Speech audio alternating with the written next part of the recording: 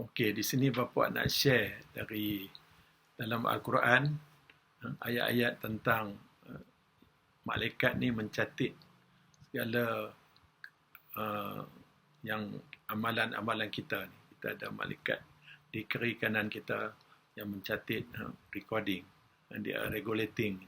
Jadi so that bila kita bertemu Allah kembali nanti, they will do the audit. So all this data for each human being, and each human being ni setiap orang kata kedipan mata dia is monitored by the malaikat. Everything that we say is monitored by the malaikat. Lagi example dari surah Al-Kahf ayat 17 dan 18, yang maksudnya semasa dua malaikat yang mengawal dan menjaganya menerima dan menulis segala perkataan dan perbuatannya, yang satu duduk di sebelah kanannya dan yang satu lagi di sebelah kirinya. Itu ayat 17. Dan ayat 18, tidak ada sebarang perkataan yang dilafazkannya atau perbuatan yang dilakukannya, melainkan ada di sisinya malaikat pengawas yang sentiasa bersedia menerima dan menulisnya. So malaikat is always very alert and all the time will be recording the amalan kita. So they are recording the data to put in the big record. Ini bukan saja setiap perkataan atau perlakuan kita dicatat dalam buku amalan, malah tangan dan kaki dibenarkan Allah SWT untuk berbicara sebagai saksi atas perbuatan manusia ketika di dunia. Al-yawma nakhtim alai afwahihim wa tukallimuna aydihim wa tashhadu arjuluhum bima kanu yaksibun. Firman Allah SWT bermaksud, pada waktu itu kami meteraikan mulut mereka sejurus dan memberi peluang kepada tangan-tangan mereka memberitahu kami kesalahan masing-masing dan mereka pula menjadi saksi tentang apa yang mereka telah usahakan. Di surah Yasin ayat 65. Rasulullah SAW pernah menjelaskan bahawa umatnya adalah umat pertama dihitung amalannya pada hari akhirat kelak. Sabda baginda Rasulullah SAW, kita adalah umat yang terakhir di dunia, tapi yang pertama dihisap di akhirat. Hadis riwayat Ibnu Majah. Maka beruntunglah sekiranya buku amalan diterima dengan tangan kanan. Orang mukmin yang benar-benar beriman kepada Allah SWT serta sentiasa menjaga tingkah lakunya di dunia akan menerima buku amalannya dari arah depan dan diterima dengan tangan kanannya. Firman Allah SWT dalam Al-Quran bermaksud, fa'amma man utiya kitabahu biyamini fasawfa yuhasabu hisaban yasira wa yanqalibu ila ahli masrura. Kemudian sesiapa yang diberi menerima buku amalannya dengan tangan kanannya, maka dia akan dihisap dengan cara yang mudah dan ringan, dan dia akan pergi kepada keluarganya yang beriman dengan sukacita. Itu yang bapa cerita dulu di kuliah yang pertama kan, tentang ayat At-Tur 21, di mana insya-Allah kalau kita beriman dengan Allah seluruh keluarga, kita akan bertemu kembali di syurga. So di dalam ayat ni surah Al-Insyiqaq ayat 7 hingga 9 ni dicerita balik. Ni yang when we clear the hisab kita dengan baik ni, we receive our ni dengan tangan kanan, kita akan pergi kepada keluarganya yang beriman dengan sukacita ni. Sebaliknya, golongan yang ingkar terhadap perintah Allah SWT akan menerima buku amalan daripada tangan kiri. Firman Allah SWT bermaksud, wa amma man utiya kitabahu wara'a zahrihi fasawfa yad'u suburan wa yasla sa'ira. Dan sesiapa yang diberi menerima buku amalannya dengan tangan kiri dari sebelah belakangnya, maka dia akan meraung menyebut-nyebut kebinasaannya dan dia akan menderita bakaran neraka yang marak menjulang. Surah An-Insyiqaq ayat 10 hingga 12. Tidak ada seorang pun yang mampu lari daripada perhitungan yang adil itu.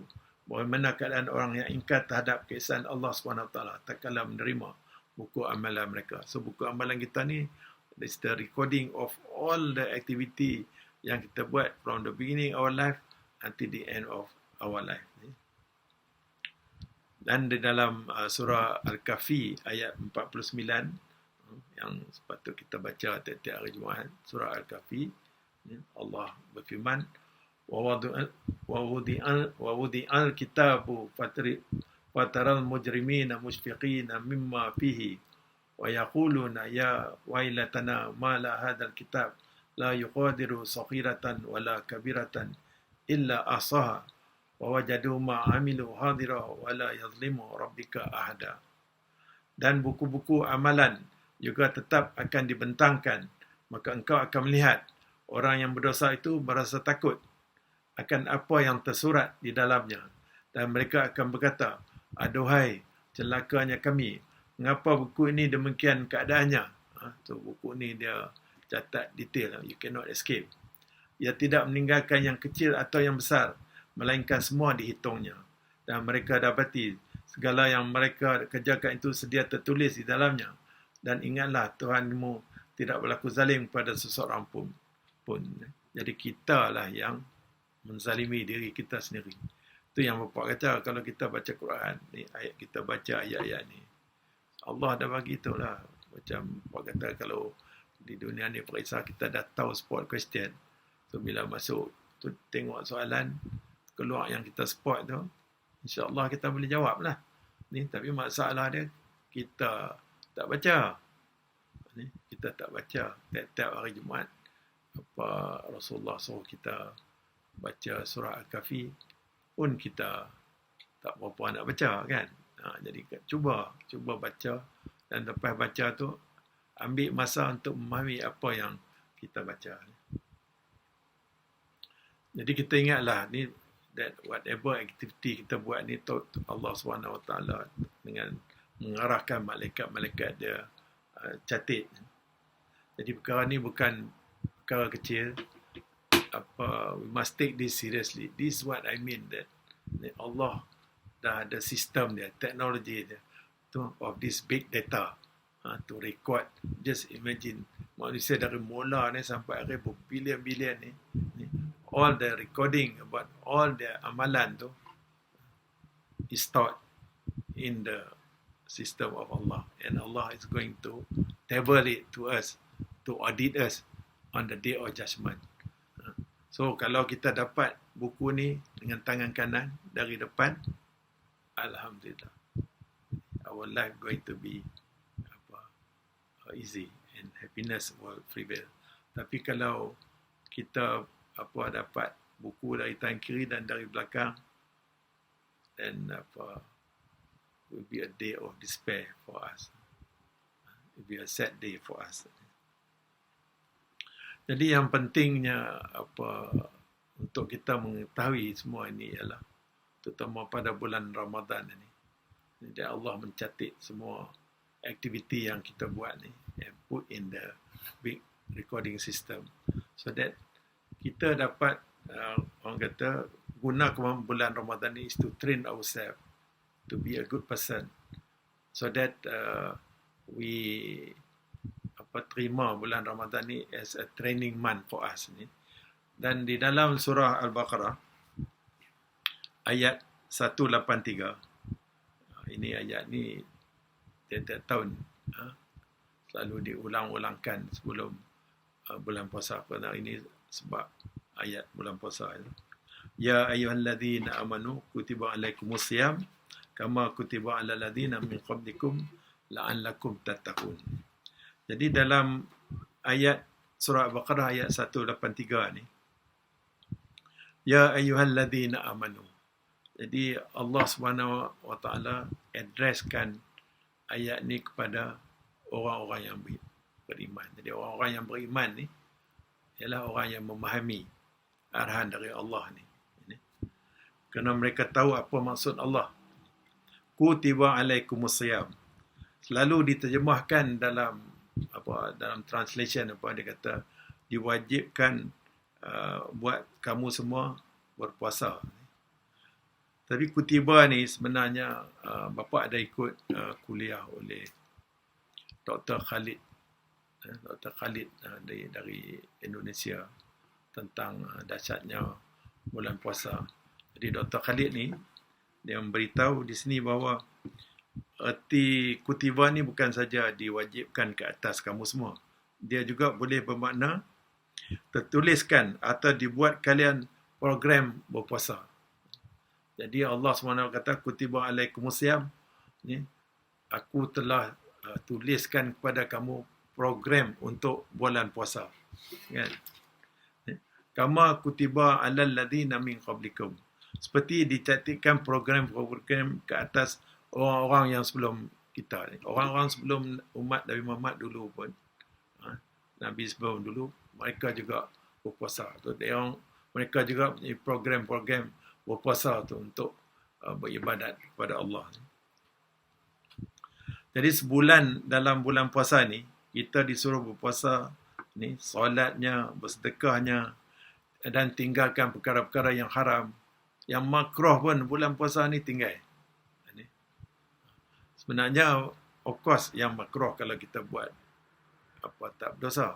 Tapi kalau boleh yang makruh pun di bulan puasa ni, kita cuba sedaya upaya untuk tinggalkannya.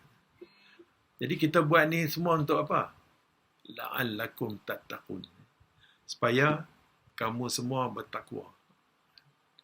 Supaya kamu semua bertakwa. Jadi the exercise of undergoing the program of Ramadan ni, supaya kita semua bertakwa kepada Allah.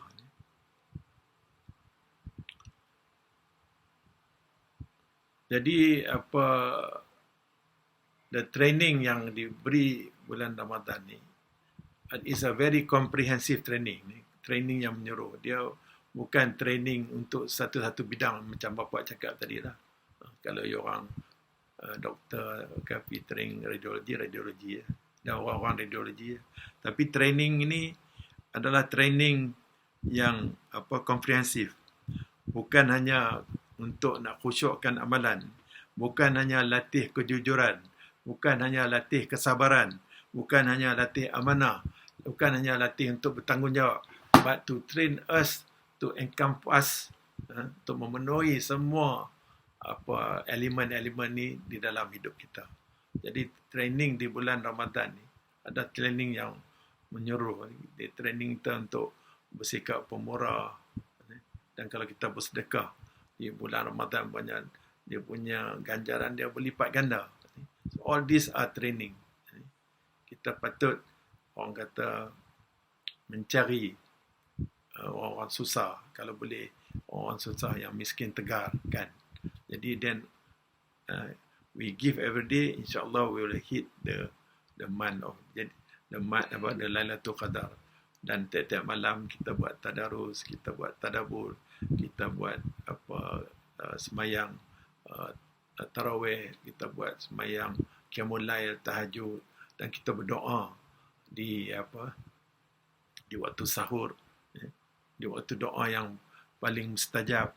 Jadi semua tu ni, dan kita minta maaf, suami minta maaf kat isteri, isteri minta maaf dekat suami dan sebagainya, dan kita berdoa So semua aktiviti ini akan melembutkan hati kita untuk menjadi satu hamba Allah yang patuh. Secara ringkasnya, di bulan Ramadan ni adalah satu bulan program tarbiyah yang menyeluruh, yang merangkumi semua aspek hidup kita, aspek hidup spiritual kita, dan insyaAllah at the end, after the month of Ramadan, we will come out as a better person. Jadi bapa serulah anak-anak semua. Jadi tadi pun bapa ada bagi beberapa ayat dalam Quran ni. Try to go through this ayat and then make your own study. Get the buku tafsir. You can go into the internet also to find out. Dan insyaAllah you will find this very beneficial to improve our life as a family. Wallahu a'lam bishawab. Assalamualaikum warahmatullahi wabarakatuh.